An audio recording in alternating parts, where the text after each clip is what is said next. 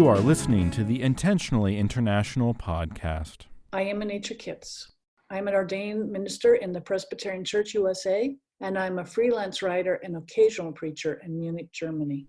And I am the Reverend Matthew Laferty. I'm an ordained pastor in the United Methodist Church. I currently serve as the director of the Methodist Ecumenical Office, Rome. Prior to my appointment to Rome, I served nearly a decade in English-speaking international congregations in Europe. Those of you who have listened to the last few episodes have undoubtedly picked up on the fact that there's a new voice added to the mix of interviewers.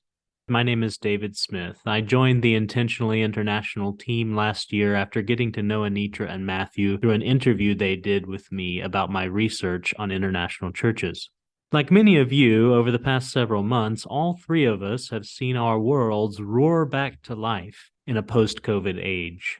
Honestly, we haven't been able to do as much with the podcast as we had hoped, but we learned a lot from the interviews we've conducted so far. This fall, we took a few moments to chat with one another about what we've learned and the new ideas that the interviews stoked in us. We thought we would share some of those thoughts with you in this special extended episode. Going forward, we hope to continue working on this project. Yet we have concluded that releasing new seasons at specific times is frankly beyond our capacities at the moment. Instead, we plan to drop in every now and again when our work and travels bring us into contact with people who are passionate about international churches. So we invite you to grab a coffee or a cup of tea, put on your headphones, turn up the volume, and join us as we reflect together for the next few minutes on some of the insights that we've gleaned.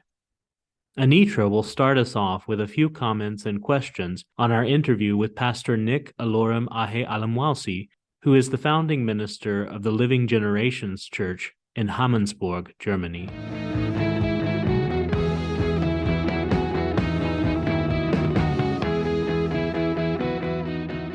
Just to summarize quickly, if I can, Nick's congregation he calls it a post-immigration congregation, that the children are the second generation of immigrants into Europe who are still not necessarily blending into existing congregations like patterns we might see in immigrations into the United States.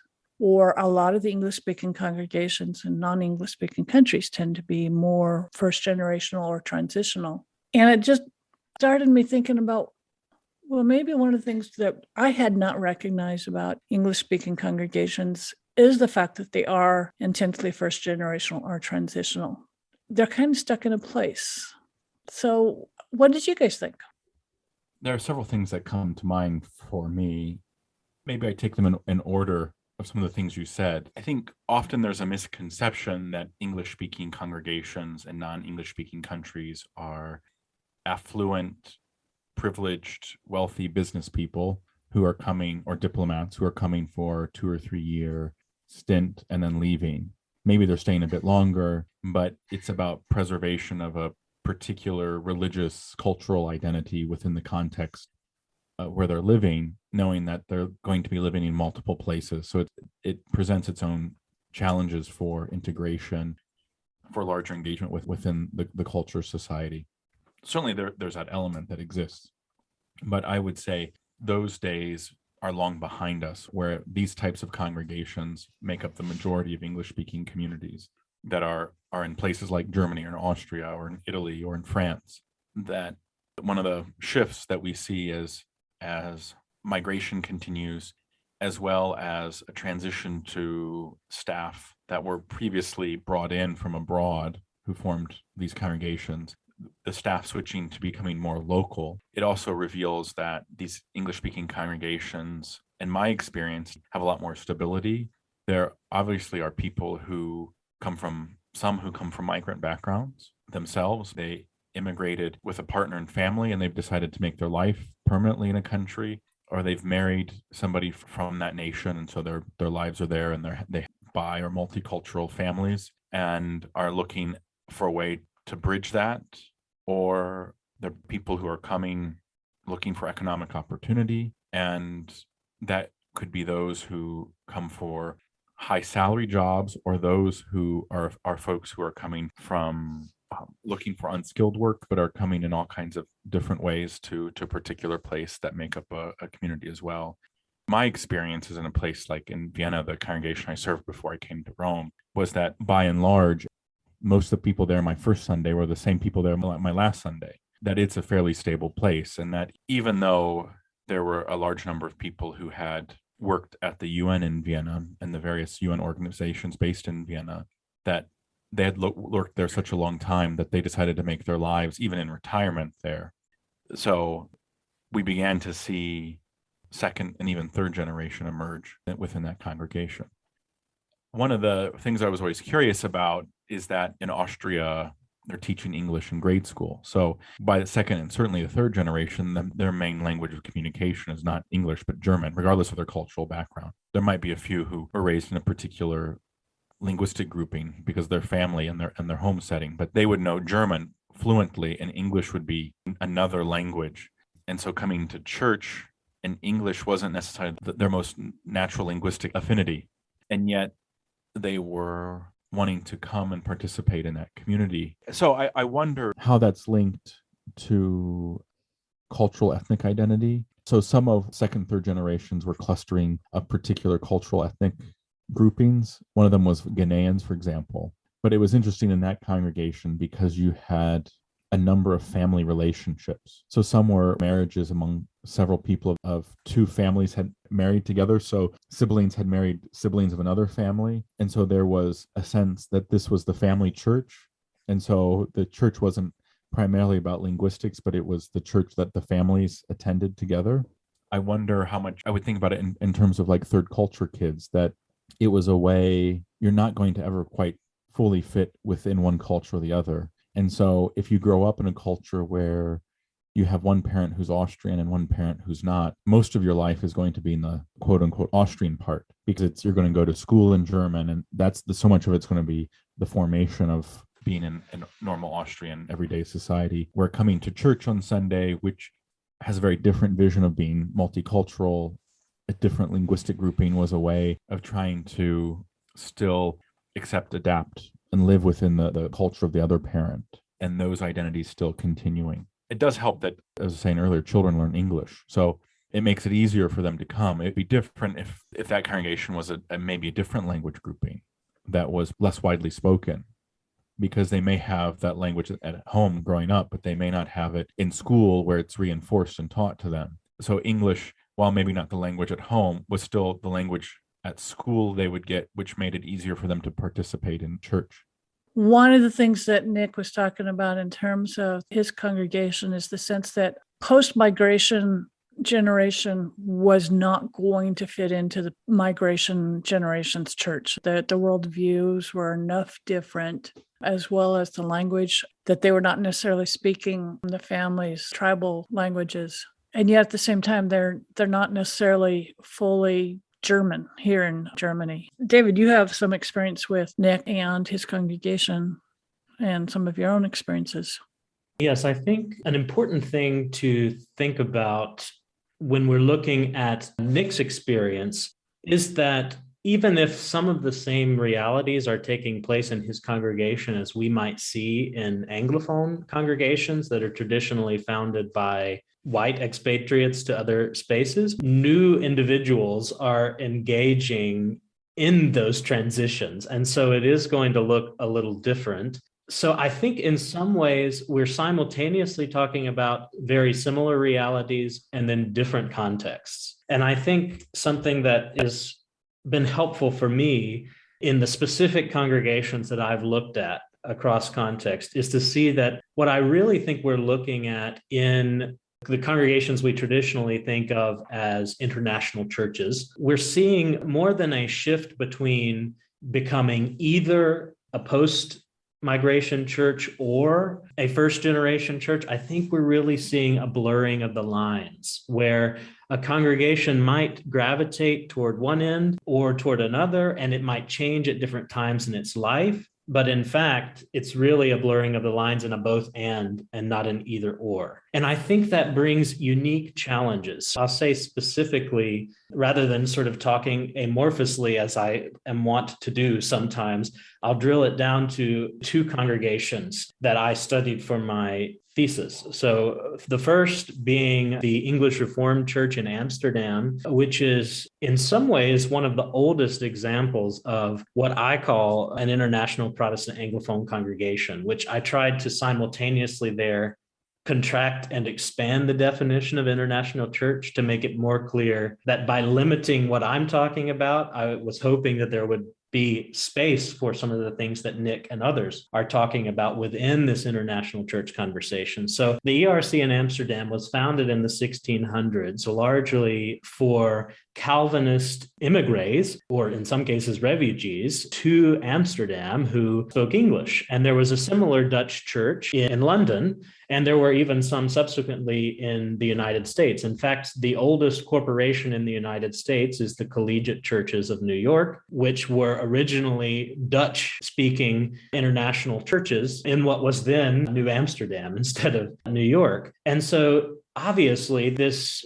church hundreds of years ago had a very different makeup than it does today. When you go to the congregation today, even though it's duly affiliated with the Protestant Church in the Netherlands and the International Presbytery of the Church of Scotland, it is not a bunch of Netherlandish and Scottish folks worshiping in there. The congregation, with its hundreds of members, represents 30 or 40 different denominational backgrounds. In a different way, though similarly, the church where I did most of my field study was here in Bonn at the American Protestant Church, which was originally founded as the embassy chapel for the American embassy here in Bonn. There's a long story with that, but there were multiple congregations, including a Catholic one that worshiped in the Stimson Memorial Chapel, which of course was named for Henry Stimson, the U.S. Secretary of War during World War II, and so on. So it had a fundamentally American identity. Many of the architectural elements were even imported from the United States. And while maybe once in a while some other people would worship there, it was fundamentally designed as a home away from home for American diplomats.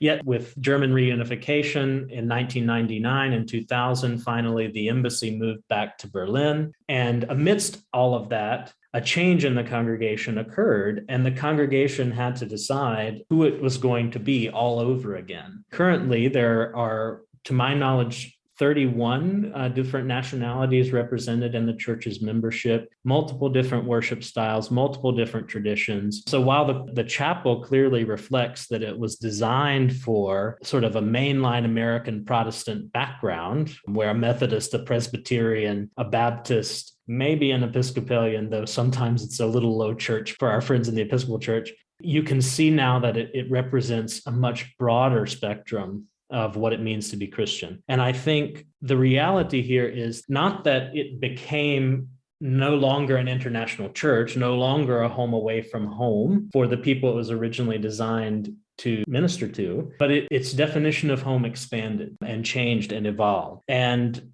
I think this is important, and I won't ramble on too much, but one of the few sort of classical theologians that I included in my project, because I thought his work was truly relevant to what we're talking about, was the Swiss Reformed pastor and theologian Adolf Keller. He was largely responsible for forming what became the Bosset Ecumenical Institute and the Protestant church in his country and so on. But he also, early in his ministry, was a pastor to German-speaking expatriates in Cairo. And that experience left him with a sense, and he used this to talk even more broadly of denominational traditions and so on. It led him to the conviction that every organization of human beings, but especially in the church, comes to a point in its history where they encounter an internal inconsistency with their practice, the empirical realities of their identity, and their founding mission.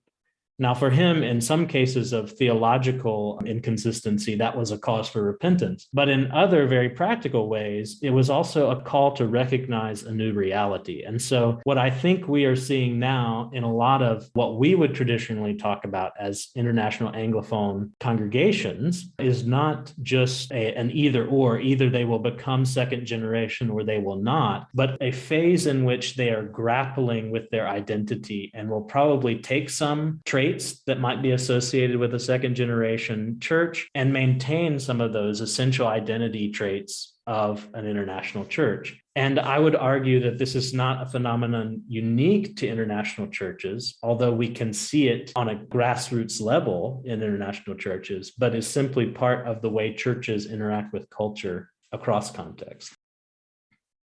One of the things that Nick's paper and your conversation with him evoked was thinking about how foreign language communities like English-speaking congregations, which may have an existence that is 50 years or more, how they themselves are mirroring the experience that Nick has. It's just because it's my particular culture of which congregations historically identified or been associated with, it's been harder to see that. Thinking about some of the examples you pointed out were congregations that had very strong identity with a particular cultural grouping that still has those relationships, but they're very different than they were 40, 50 years ago or 60 years ago when they were first established. And seeing how these congregations aren't stagnant. And maybe this is where I've experienced sometimes conflict within some of these congregations, is that they begin to be what Nick describes as post-migration churches.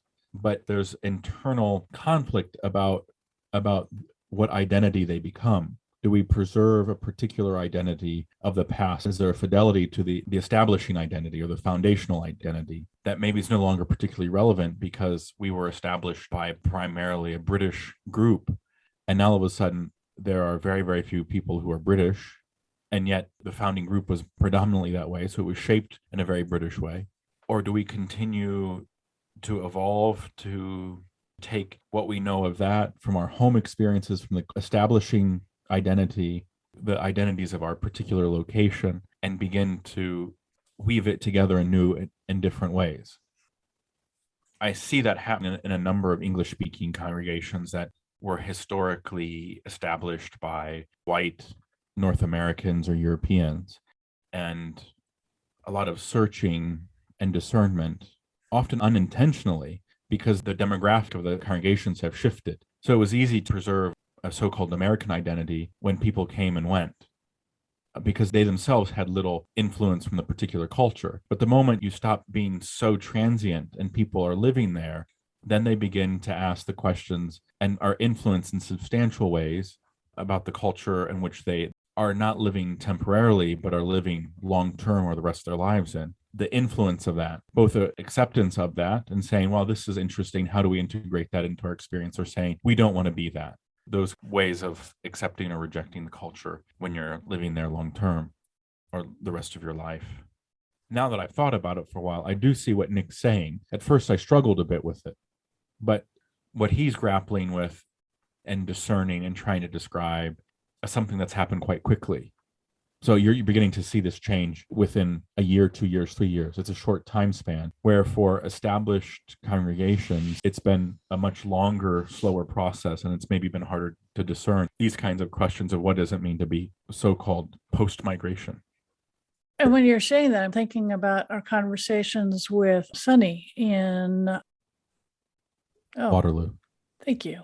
Or Jody in Paris, where corporate headquarters leaves, Caterpillar leaves, but there are some people who did not move with the company, although the company brought them there. They retired in place. So they're a remnant in a certain way. Whereas in Paris, COVID, I think Paris everywhere, all congregations have had to, COVID cuts off the constant inflow, the new inflow. So you're starting to work with who is standing still and also trying to work out, well, what does that mean when we're worshiping in these particular situations?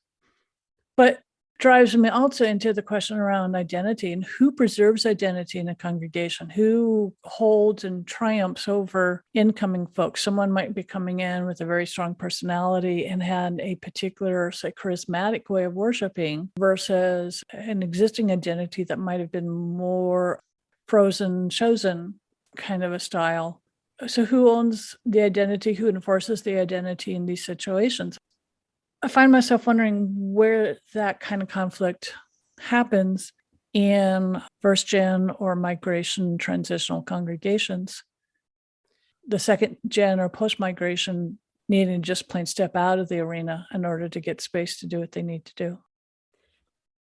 I've also sort of thought in that direction before. However, if we were to think theologically for a moment, which of course we've been doing about this, I think that any organization which claims to have arrived at an end in history will inevitably be confounded by the empirical evidence against it as it lives out its life. I think that there will come a time when Nick's congregation will have to ask the same question. Will it become a post-migration church? Will it become something else? You asked the question about identity, and I think that this is key for understanding any kind of church experience, but especially in congregations that are living out their lives in a culture that is different from the one in which their founding identity originated. I really do believe there's a dialectical relationship between identity, change in a situation, and the founding values of the congregation. To give an example, the American Protestant Church in Bonn, when the congregation was seriously reevaluating its identity as the embassy left, they had an option. Would they, like many other American churches, change their name to Bonn International Church? Or would they take on the name for their nonprofit association of the American Protestant Church in Bonn, or some variation of that? They ultimately chose to stick with the American label, though that may have been off-putting to some, because it valued and gave a sense of identity to the history of the congregation that had at that time been there for almost 50 years. And so even today, you talk to people in the congregation who say, we came here because we wanted to have an American church experience. And I have been confounded and asked many times what people mean by that. There have been as many variations as the number of people whom I asked. And so I think that does represent, even in the naming of this congregation I studied, that dialectical relationship between fidelity to its founding ministry, to its history, and then also trying to embrace something new and ultimately arriving at its ever-evolving sense of identity. With all that said, I think that you are really onto something here, which is posing a question to which I don't know that we have an answer yet, which is, okay, let's point to specific situations and specific distinctions at which that change occurs. And I think that's a beautiful question. Maybe I'm wrong. I'm not sure that anyone can answer it yet. And I think that's really why this is so valuable as a conversation and why it's so important to pool this data, not just for the purpose of pooling data in a podcast, but for getting many voices together to ask this question, especially in the wake of the pandemic, when all organizations, if they're smart, will be asking questions about their identity for the future. What I'm struck by in Nick's story is in some ways his own personal story of coming to Germany from Togo, being interested in mission and evangelism, coming and planting a church. He had in a very short time lots of conversations that others might take 1 or 2 generations to have. Maybe that was in part because he came with a strong missional imperative. And so there was an intentionality also within his own academic studies to evaluate in ways that most congregations aren't. If we're honest, so they don't sit around kind of evaluating themselves often and thinking about who they are and who do they want to be and what that means for their witness in the world and what does that mean for congregational life and what does that mean for diaconal work within a particular community. But he had that quite accelerated, realizing I've had these experiences in the long-standing local churches in my neighborhood or in the community where I live, and not all of them have been bad. There have been some good things about that. And I've also seen how trying to preserve the particular expression of my faith that I know from my place of birth doesn't make sense within this context. And in light of my own experiences that I've had in more recent years. And so, how is there a blending of those? How is there a reevaluation about what does it mean? And I think this is what those who have been on the move, those who have been engaged in mission, have struggled with. The whole history of Christianity as a missionary movement has struggled with. How do we be authentic to what we know to be truth? How do we know how to be authentic to what we know is the most meaningful way for us to worship God, to convey the Christian faith, to invite others into God's saving love? At the same time, be able to speak into the cultural context where we live. You see this in the first century in a lot of Paul's writings, whether you like Paul's writings or not. You see this question posed time and time again, and we see this within mission movements. And I think if the church really is a missional church, that of course congregations are struggling with this as well. I also find what may be more challenging for some congregations that are foreign language communities that have less fidelity to particular denominational identity is that there's more push and pull about who we are and about who we will become. If you're clearly a Lutheran congregation or a Methodist congregation or a Catholic congregation, there's less of that push and pull because there's a particular theological center that remains, that can be reinterpreted, that can be made relevant in a different way within your particular cultural context. That could even impact how you worship, right? It's not that it holds everything in place, but there's a particular framework where some of the congregations that, David, you've spoken about, like in the American Church in Bonn, is that they have a particular history of a pan-Protestant or generic Protestant identity. But what does that mean now? Because it was artificial in the first place, because it never really existed in an American context. And two, there's also a broad vision of trying to be inclusive of people of different Christian confessions within a particular place that begins to push and pull. And I think when people were more transient, they're more likely to accept what's there, even though it's not their own, because they know they're not going to be there. That was my experience in Moscow.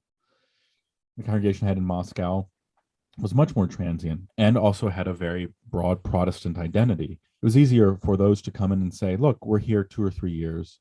We like the people here. We like you. This is not what we would normally choose if we were at home, but we're not at home, so it's okay.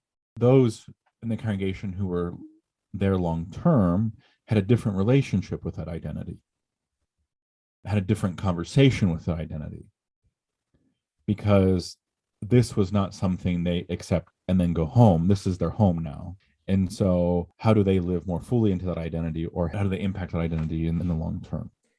If I could just piggyback off that and say sort of an existential comment about this pan-Protestant experience, that's something that I, having had ecumenical experiences growing up, ultimately chose to become one particular denomination when I went to be ordained, because I valued the theology and worship life of that tradition. And so there is this sense of being home at the American Protestant Church of Bonn, but always being away from home. Presbyterians have this cadence that we use when we say the Lord's Prayer. And yes, the words are same, but even the cadences are different that we use. Do we say forever or forever and ever, trespasses or debts? These little things that jog our memory that we are home, but also away from home. And I think that there's that existential experience, but also anecdotally, what I've heard from others during the pandemic that has added an extra layer to international church life, which is that when the services have for the past 2 years been largely online anyway, a lot of people have found that they may as well connect to their church back in their home country, that they did have a deep resonation with the order of service or with the sermon style or whatever. And in some ways, that has produced an additional crisis of identity for these congregations that, and this is not disparaging, but have said, hey, we'll have a little taste of everything. So it's lowest common denominator of what's pan-Protestantly acceptable, are having to find new ways of being creative when digital presence has become a reality in our world and will likely stay one moving forward. And then Possibly in a somewhat different direction, a question I have been posing to myself that I did not ask in any of my formal research, but that I think would be profitable for the podcast is this question of cultural hybridity. In intercultural theory and intercultural theology and philosophy, people have began asking the question, is the word intercultural or transcultural, are those words even helpful anymore in an age of globalization, in a post-pandemic world? Because intercultural implies that there are two separate bubbles or multiple separate bubbles of culture. And these things are defined as American culture or Thai culture, and that these are different bubbles that sometimes maybe they'll bump up against each other, but inevitably they remain separate. And what hybrid cultural theory is proposing is that actually that has never been the case. Cultures have always been blending and bumping up against one another and intermeshing with each other, and are in fact interdependent, even when they're separated geographically as far as their origins are concerned. And I don't have any definite proposals for how that can be applied to this question or to the broader questions related to international churches at this time. However, I think that it is essential that we think about this and start incorporating those insights into our understanding of international churches, because I think that we are seeing people live this experience in these congregations. And in some ways, this takes the third culture kid discussion to the next level. I think home, where do we find God, and how do we know God speaks our language? And how do we know if God can still find us where we are, maybe behind some of these questions? What's interesting is that we're 3 first-generation migrants, and maybe that's not a great way to describe who we are, because I'm not sure those would be the terms we would describe ourselves. But we are not the second or third generation for sure, right? So I very much get what both of you had said about where is home when we have left a country, continent, to move to another continent in a different language that doesn't resemble the cultural traditions of where we or our former lives or previous lives or earlier lives were located. For me, I'm quite cognizant where I want to go on Sunday for worship. Now that I don't have congregational responsibilities, I want to go someplace where there's a cadence more similar to what I know in the Lord's Prayer, where there are people who share similar experiences of longing for God, longing for home, but being in a place that I'm making my home, but doesn't feel yet fully my home, if it ever will feel like my home. I'd be curious to hear what the third generation has to say. As an American, with the immigrating members of my family arriving all before 1920, nobody comes in after that. You guys have that too. We have that experience, at least in an American cultural place where we also look like the dominant skin color, or in the dominant culture. We're coming out of a culture that became dominant culture. We have dominant skin color. We're not inclined to get anybody stopping us on the streets in America going, so where are you from? People in Germany will not stop me on the street and ask me where I'm from until I get around to trying to speak in Deutsch. And then it becomes very quickly apparent that I am not. But I think what we're actually trying to ask is, our Nick's congregations, he says, they are German. You can't say that these people may be of Ghanaian ancestry, but they are German, they're German speaking, they are German taught, they are culturally German, much more than they are Ghanaian. And yet they are still needing to have or wanting to find a safe worship space or meaningful worship space that still straddles their inheritance with their current worldview. And I think that's a powerful insight to which you just pointed there, because just speaking personally, I don't ask the question, what does it mean to be German? In fact, I think as a first generation, if we want to take on that label for the purposes of illustration here, I have become more and more cognizant every day living abroad of my Americanness. But I think this is a natural thing when living abroad. You think about your otherness and your home country identity far more than you ever would otherwise. I mean, On 4th of July, yeah, everybody has a party, whatever. But how often do folks back home think about what does this mean to be an American? Well, I certainly didn't as often as I do now in a host culture. However, that is a different conversation than a third generation person might be having. I think maybe the distinguishing factor in the particular churches I looked at was the sometimes intentional, sometimes not so intentional blending of all these experiences of first, second, third generation, and so on. Going back to that question about finding a home, turning it toward, as you all have raised here, a pastoral perspective, I think it's possible to talk about the whole mission and identity of the Church Universal as a community of people who are simultaneously trying to and have already found their home in God through Jesus Christ, we would say. One of the reasons I chose this language of home was because most anthropologists and sociologists agree it's one of the few universal concepts. Basically, they said there's certainly no universal definition of what home is, but this longing for home, this need for home, there's enough evidence to say it can be spoken of as universally human. And several folks who have done work on space and place and the way it relates to religion have suggested that religion can either ground you in a space or a place by saying, hey, this sacred shrine is essential to your faith, or as post-Enlightenment versions of Christianity have done, it can challenge you to find your place regardless of the space you're in. And I think as people who have a vested interest and a deep concern for international churches, perhaps we should think about mission in terms of helping people find their home, their place in God. Really, one of my favorite conversations was with Terry in Geneva, who talked about incorporating music from everywhere and how to go about doing that within a congregational basis, because my sense of home or my hunger for a home or homesickness for home may make me very resistant to learning or modifying liturgy or hymns, because I might lose that. This might be my last thread back home, and I might lose that if we stop singing it in favor of singing someone else. And I thought that Terry in Geneva had a really great way of saying, no, this is the way we're going to introduce it, and we're just going to keep introducing, we're going to keep mixing it. And if you haven't listened to that episode, it's there on your podcast list. But part of Terry's conversation was around what's the difference between an international congregation and an intentionally international congregation? What are we doing when we are coming in from all around the world, but one culture dominates over another? Are we culturally bound people? I hear sometimes in our conversation saying it's inherently wrong to be an American congregation in Germany. Is it?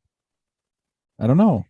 Because we are culturally bound people, right? Our culture does shape how we see and experience the world. And because English-speaking congregations, because of the role that English plays internationally, is one of the few languages that can bridge a lot of culture. There are a few of these European colonial languages that bridge people: English, French, Spanish. These are ones that draw people across a lot of different national and continental and cultural contexts. As we've been talking, one of the things I was looking up on my phone was my experience of foreign language communities in Vienna and thinking about what it meant in a city that's predominantly Roman Catholic. Their English-speaking communities don't have the same kind of push and pull in terms of what it means for worship. They have a set liturgy. It certainly does for community life, kind of a question about what does community life look like. But I'm not sure that their Czech-speaking community has those same kinds of questions, or their Arabic-speaking community, or their Tamil-speaking community. I guess I'm trying to revisit some of the assumptions we have, because I certainly like Terry and what Terry said, and it resonates. I even brought him to Vienna when I was there to lead a seminar on it. That's how much I like it. At the same time, it creates a new culture that I'm not sure that's for everybody. Because I think it's easy to hold up his example of how we blend the experience. But David, as you pointed out, I've never realized how American I am until I don't live in the United States anymore, right? How important these kind of US holidays are to me than they were before. How important it is to spend time with people who share a similar cultural heritage, because it's so much unspoken between you. You don't, you don't need to go and be apologetic about doing things in a particular way because you share some of that, or you encounter it within the context you're from. Even you may not be that way yourself. You know people like that. So it's just, you accept each other. Is it wrong? Is it wrong for the American church in XYZ place to say we're a community that's welcoming, that's open, but we have a particular identity within a particular Christian confession, and that's who we are? I have two reactions, and one of them is fine if that's who you are, and we're going to be American, we're going to be identified, we're going to have the strong liturgy. And we've been in conversations with some people who are definitely doing that and saying we have a very strong pastor-led congregation. So I'm going to be the one that has the identity, and I will communicate that identity to everyone else who comes in. The caveat has to be, for me, who is God sending to us? I mean, we have choices around, okay, this is our identity, this is our home, this is how we're going to express our faith. But also, especially with English being the common business language, becomes the language that you're going to go worship in if you can't worship in the language of origin. And so as an English-speaking congregation, be it British, be it American, be it Canadian, you become a place of others arriving, and that you can walk around the communion table saying, people from the north, south, east, and west are there. Now, I know you know that. I know that you're one of the most welcoming people I know. It's one of the reasons I enjoy spending time with you and working on this project with you. My response is more around God sends us people. In my tradition, God sends people to me, and it's on me to figure out why and to figure out how that interaction happens. And so I'm not entirely sure we get to be purely American unless you're also, I've seen congregations, as one of my pet peeves is you will happily take photos of people from around the world and put them on your webpage, but you won't actually include those people into your decision-making process, which can be challenging because you also have the cultural differences of high power and low power conversations about how you can share leadership or not share leadership. And Americans are going to share leadership a lot because that's just kind of who we are. And yes, we have opinions about how you, the pastor, are sharing your time, and we expect to be heard, whereas other cultures are not going to have that conversation. So that's another place of tension. If you want to sit down and say, we're going to be an English-speaking congregation, we also need to accommodate what does a Sunday school look like? What does expectations around child behavior look like? Are we quiet in church? Are we not quiet in church? If you make those clear decisions, communicate them, and I'll welcoming who God sends us.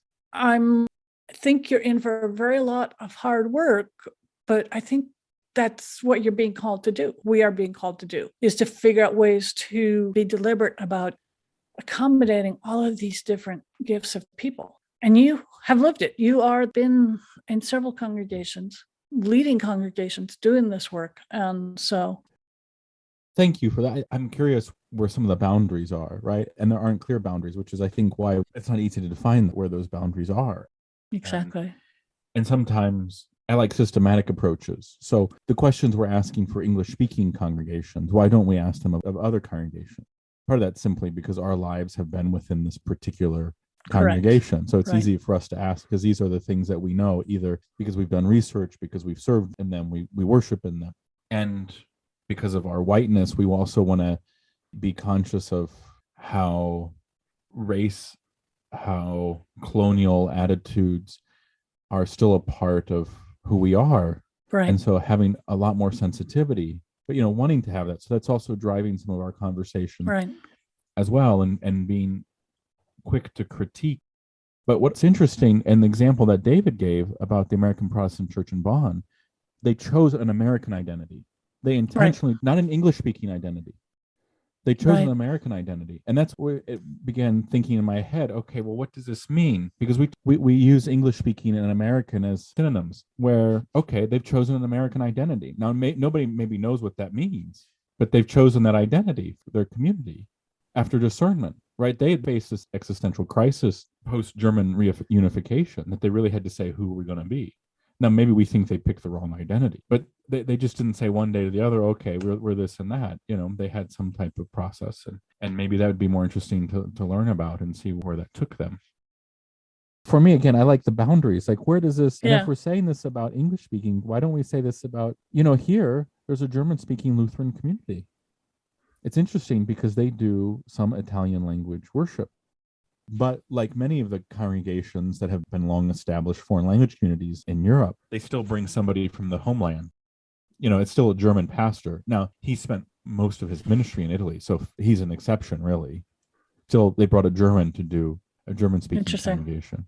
Well, and if I may just say briefly, I think not that I have a solution on where this balance might be, but I think there is an honoring of distinctiveness or of historical distinctiveness that can be life-giving. And then, of course, there are versions of that can be life-denying. I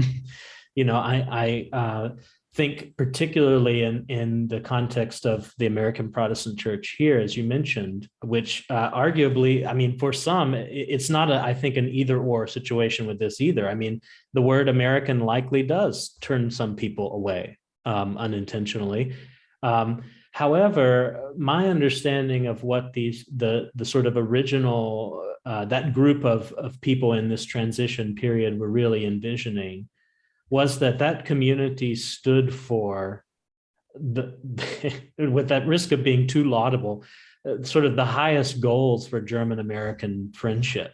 I think we have to remember that, and I speak of this with a certain level of humble pride, if that's possible, just as a resident of this community, that it was there that our nations started to piece the world back together.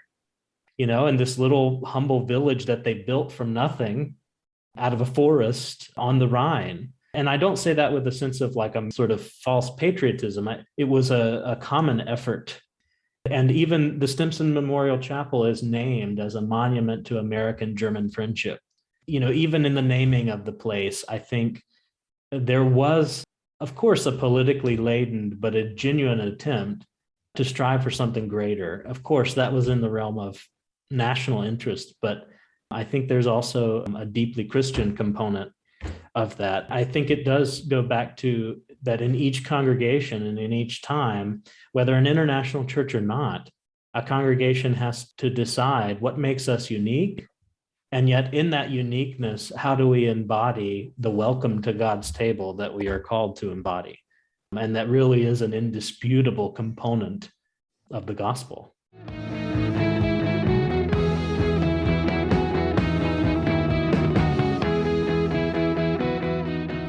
Thank you for listening to the Intentionally International podcast. Find us online wherever you listen to your favorite podcasts and give us a 5-star rating to help others discover this podcast.